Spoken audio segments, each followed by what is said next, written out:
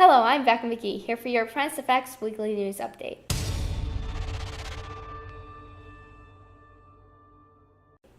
Even though we have to say goodbye to the freedom of summer in a few days, we do not have to say goodbye to all the fun we've had just yet.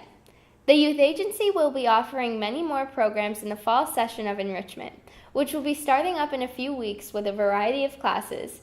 You can visit www.myyouth.agency.com for more information.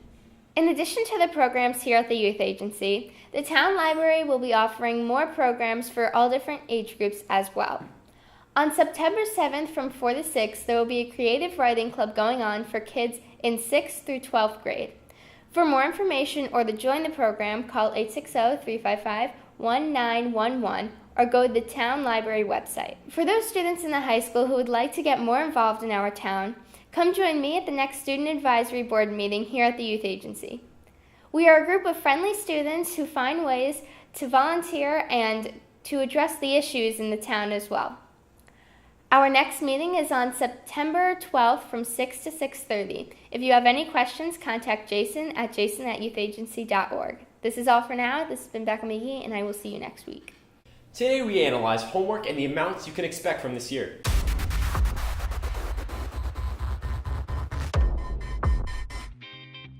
There was a recent story I found this morning that has been viral for a little while now. The story contains a letter from a second grade teacher to the parents of her students. She did some research over the summer and decided not to assign homework other than work the students don't get to finish in class. What were the reactions? What kind of research was the teacher talking about? Well, over the summer she did some research on the correlation between doing homework and academic success. And the teacher found that there is no proof that homework in elementary and intermediate schools improves student performance.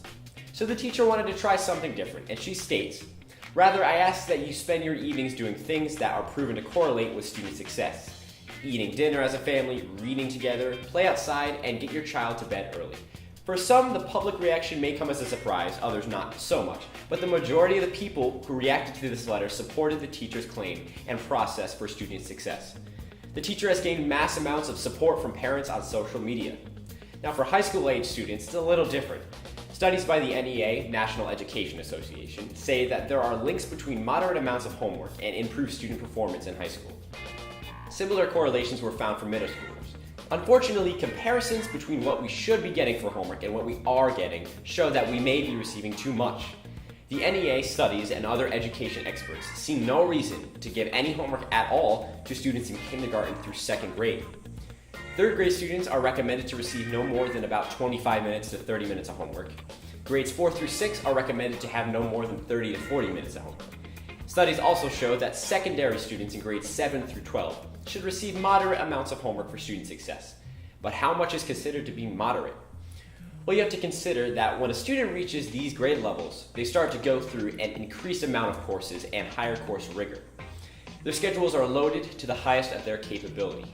The term moderate homework is not regarding the amount that each class assigns, but the accumulative amount a student takes home at the end of the school day. This means each class should cut back on their homework, but how much is sufficient? Well, I believe a teacher should assign a single sheet front and back, reviewing what was covered that class period, and a little introduction to the next class lesson, preparing the students for a new topic and keeping the information fresh in their young minds. Then, of course, there are class projects and essays, but I think those should primarily be focused to in-class assignments. But why should schools cut back? Students go to school for 6 hours to indulge in curriculum they may or may not enjoy. Depending on how much effort and work they put into the school day, they need to maintain substantial lives outside of the classroom. We need to make sure that they can build a resume, formulate their interests, and build a career path. But also, just as important is becoming a student, kids need to spend time with their family and perform other activities they enjoy to build their personality and a character to form their entire selves, not just the skill with pen and paper.